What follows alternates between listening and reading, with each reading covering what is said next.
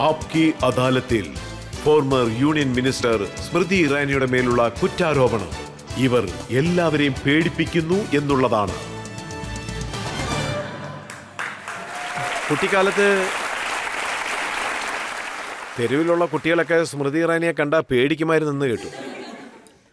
Rowdyism കുറച്ച് കൂടുതലായിരുന്നു. റൗഡികൾ മാത്രമേ പേടിക്കുള്ളൂ, സാധാരണ കുട്ടികളല്ല. രണ്ടിനും വ്യത്യാസമുണ്ട്.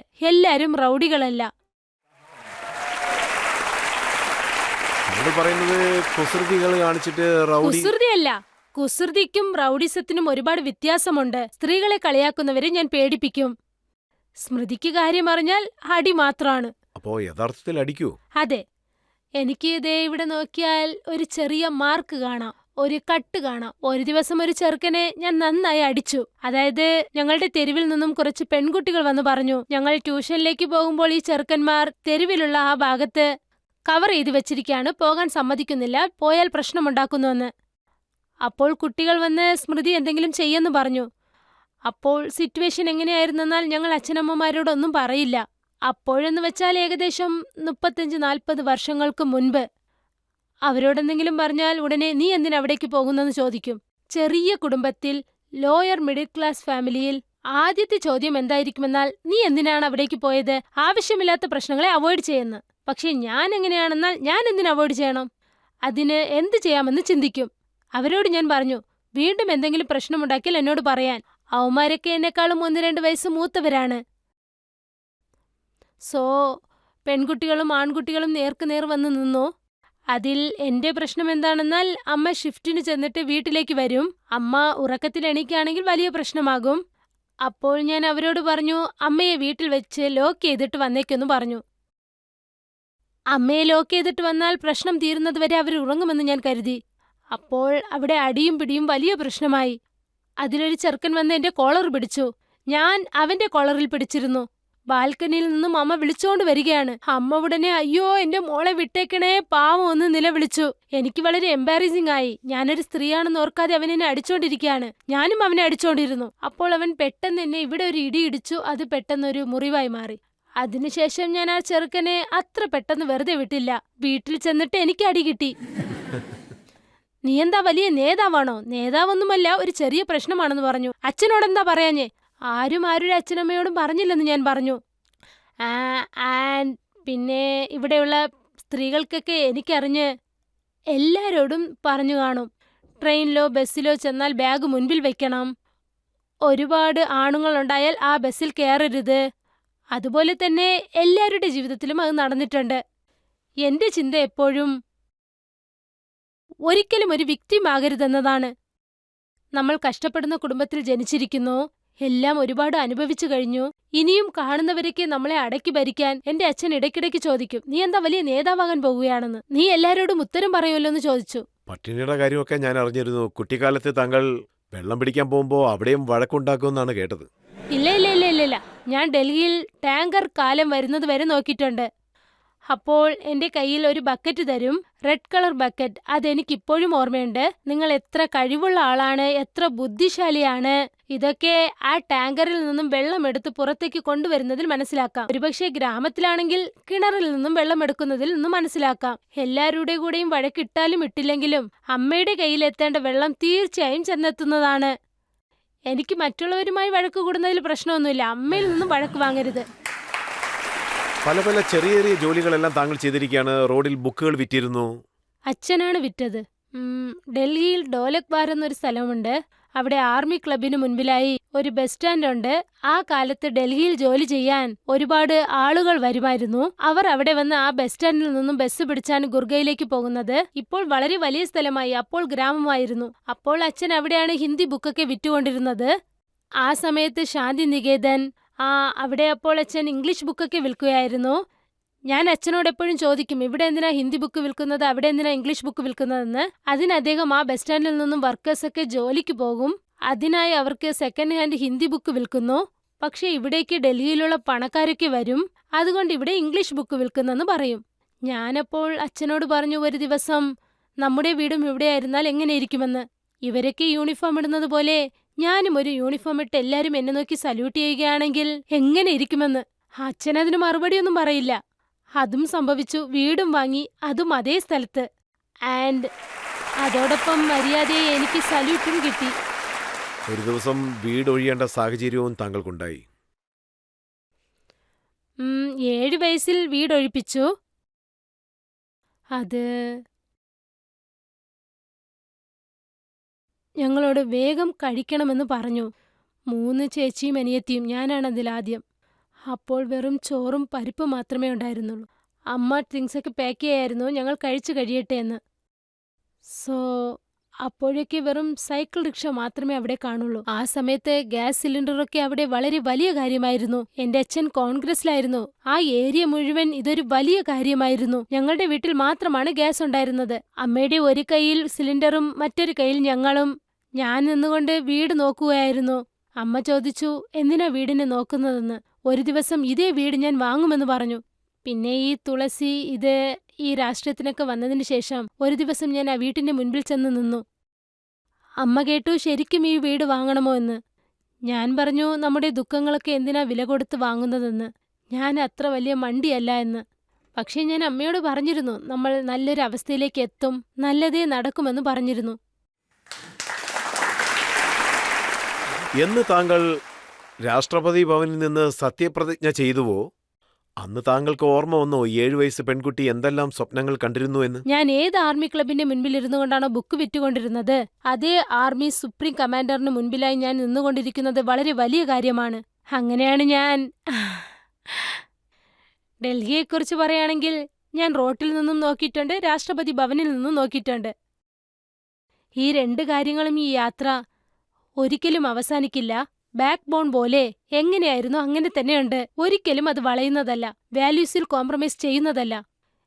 ആരെന്ത് പറഞ്ഞാലും ശരി, എന്ത് കഷ്ടം വന്നാലും ശരി, എന്നെ സംബന്ധിച്ച് ആരെങ്കിലും എന്നെ മുഴുവനായി നശിപ്പിച്ചാലും ശരി, അതിനുവേണ്ടി ഞാൻ എന്റെ ഗുണം മാറ്റുകയാണെങ്കിൽ പിന്നെ ഞാൻ ജീവിച്ചിരുന്നിട്ട് കാര്യമില്ല. നോർമലി റിജക്ഷൻസ് സംഭവിച്ചാൽ നമ്മൾ തകർന്നു പോകും. താങ്കൾ ജോലിക്ക് വേണ്ടി ജെറ്റ് എയർവേസിൽ പോയപ്പോൾ താങ്കൾക്ക് പേഴ്സണാലിറ്റി ഇല്ലെന്ന് പറഞ്ഞ് അവർ താങ്കളെ റിജക്റ്റ് ചെയ്തു. അതെ, അതുകൊണ്ടാണ് എയർലൈൻസും ക്ലോസ് ആയത്. എന്നെ സംബന്ധിച്ച് നമ്മുടെ ജീവിതത്തിൽ എന്ത് സംഭവിച്ചാലും എന്റെ അമ്മ പറഞ്ഞിട്ടുണ്ട്, അതിനു പുറകിൽ ഒരു കാരണമുണ്ടാകുമെന്ന്. ദൈവം ഒരിക്കലും നമ്മളെ ചതിക്കില്ല എന്ന്. ദൈവത്തിനോട് ചെന്ന് നമ്മൾ, അല്ലയോ എന്റെ ദൈവമേ, ഉന്നതിയിലേക്ക് കൊണ്ടുപോകുമെന്ന് പറഞ്ഞാൽ ദൈവം ഉടനെ നമുക്ക് ഫോൺ ചെയ്ത് കാശ് അവിടെയുണ്ട്, ചെന്ന് എടുത്തോളെന്ന് പറയുമോ?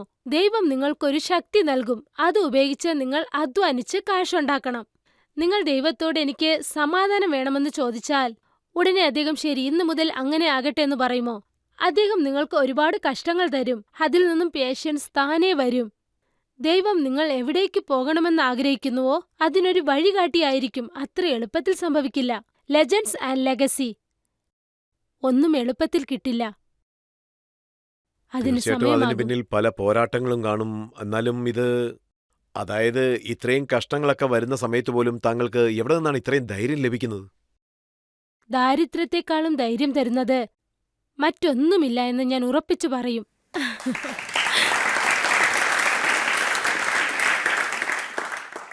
ഞാൻ മുൻപേ തീരുമാനിച്ചു കഴിഞ്ഞു. ദാരിദ്ര്യത്തിലാണ് നമ്മൾ ജനിച്ചിരിക്കുന്നത്, ഒരുപാട് കഷ്ടങ്ങൾ നേരിടേണ്ടി വരും. പക്ഷേ ആഗ്രഹം എന്തായിരുന്നെന്നാൽ മരിക്കുമ്പോൾ ലെജൻഡായി മരിക്കണം. അത് ഞാൻ തീരുമാനിച്ചിരുന്നു. താങ്കളുടെ വീട്ടിൽ ഒരു മിനി ഇന്ത്യ തന്നെ ഉള്ളതായിട്ടാണ് ഞാൻ അറിഞ്ഞത്. പല റിലീജിയനിലുള്ളവര്. ഒരുപാട് പാർട്ടിക്കാരുണ്ടായിരുന്നു. ഒരാൾ മഹാരാഷ്ട്ര, ഒരാൾ ബംഗാൾ. മുത്തശ്ശി മഹാരാഷ്ട്ര, അപ്പുപ്പൻ പഞ്ചാബി. പാർട്ടീഷന് ശേഷം യുപിയിൽ നിന്നും മുറാദാബാദിലേക്ക് വന്നു. മുത്തശ്ശി ദുബടി അസാമിലായിരുന്നു. പിന്നെ അപ്പുപ്പൻ ബംഗാളിലും. ഞാൻ കല്യാണം കഴിച്ചത് പാർസി കുടുംബത്തിലുള്ള ആളാണ്. ഗുജറാത്തിൽ നിന്നും മുംബൈയിലേക്ക് വന്ന ആള്. മിക്സിംഗ് വളരെ നന്നായിരുന്നു. ഇപ്പോൾ എന്റെ വീട്ടിലെ മരുമകൾ സൗത്ത് ഇന്ത്യയിൽ നിന്നും വന്ന ആളാണ്. നിങ്ങൾ പറയുന്നത് പോലെ മിനി ഇന്ത്യയാണ്, അതിൽ സംശയം വേണ്ട. അതുപോലെ ഒരുപാട് പൊളിറ്റിക്കൽ തോട്ട്സ് ഉള്ളവരുണ്ട്. അച്ഛൻ കോൺഗ്രസ്, അമ്മ സംഘത്തിലുണ്ട്, ഞാൻ BJPയിലാണ്. പിന്നെ ഒരു അമ്മായിയുണ്ട്, അവർ NCPയിലാണ്. അവർ മരിച്ചുപോയി. അതിനുശേഷം അവരുടെ എക്സ് ഹസ്ബൻഡ് വന്ന് അദ്ദേഹം CPMയിലാണ്.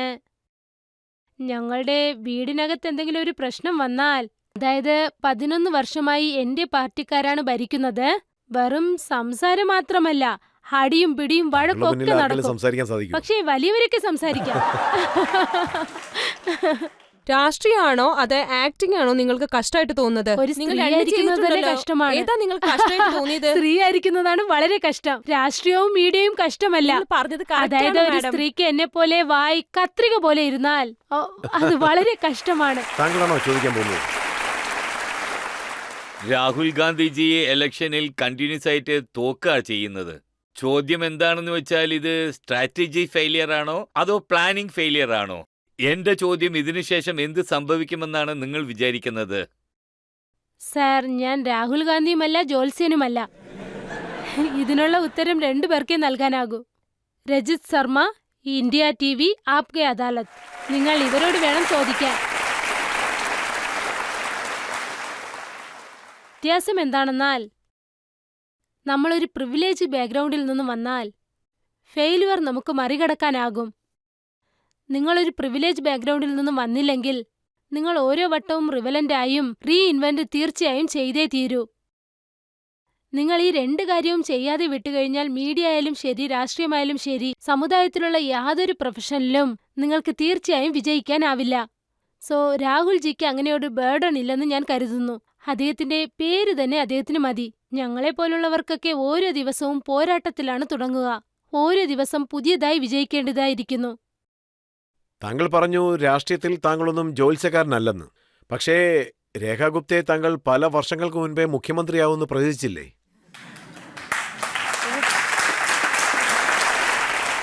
അവരാണെങ്കിൽ വീട്ടിൽ തന്നെ ഉള്ളൊരു വ്യക്തിയായിരുന്നു. ഞങ്ങളുടെ പാർട്ടിയിൽ പ്രവർത്തിക്കുന്നവർക്കൊക്കെ താൻ നേതാവാകണമെന്നുള്ള ചിന്തയില്ല. രേഖയെ നോക്കിയാൽ 15 വർഷമായി പ്രവർത്തകരോടൊപ്പം നന്നായി പണിയെടുക്കുകയാണ്.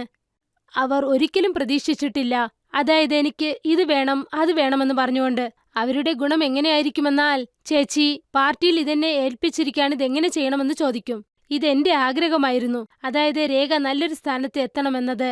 സോ വാനതി ശ്രീനിവാസൻ ഞങ്ങളുടെ വനിതാ കമ്മിറ്റിയുടെ നേതാവായിരുന്നു. 2007 മുതൽ ഒന്നിച്ച് ഞങ്ങൾ പണിയെടുക്കുകയാണ്.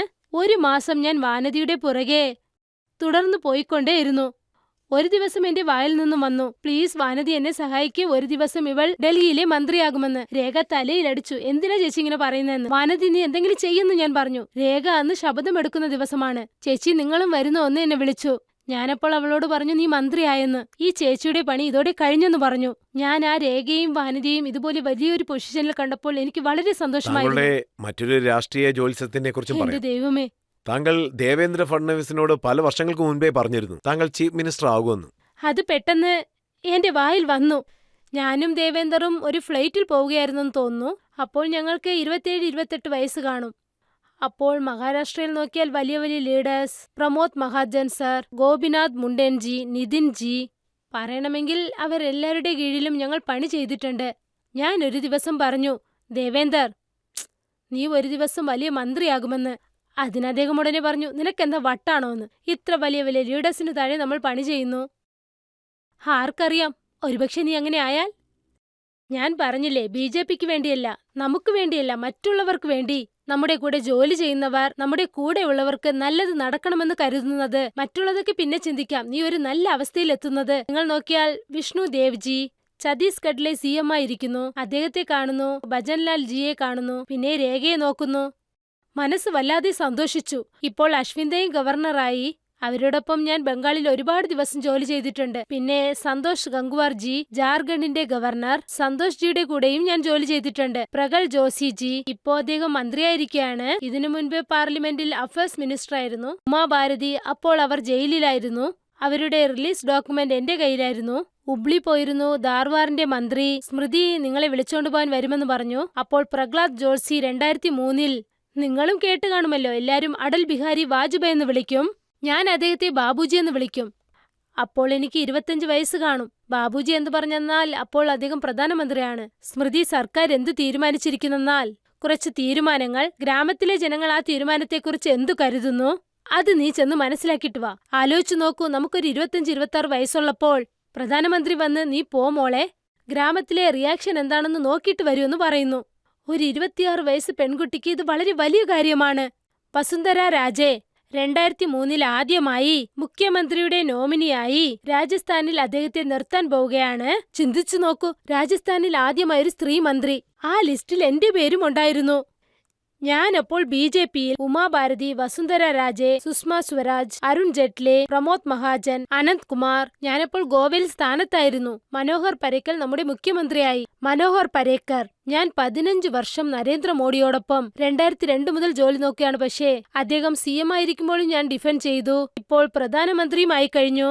എല്ലാരും കരുതും ഈ സ്ത്രീ 2014 മന്ത്രി ആയതെന്ന് കരുതും. അത്രത്തോളം അധ്വാനിച്ചിട്ടുണ്ട്.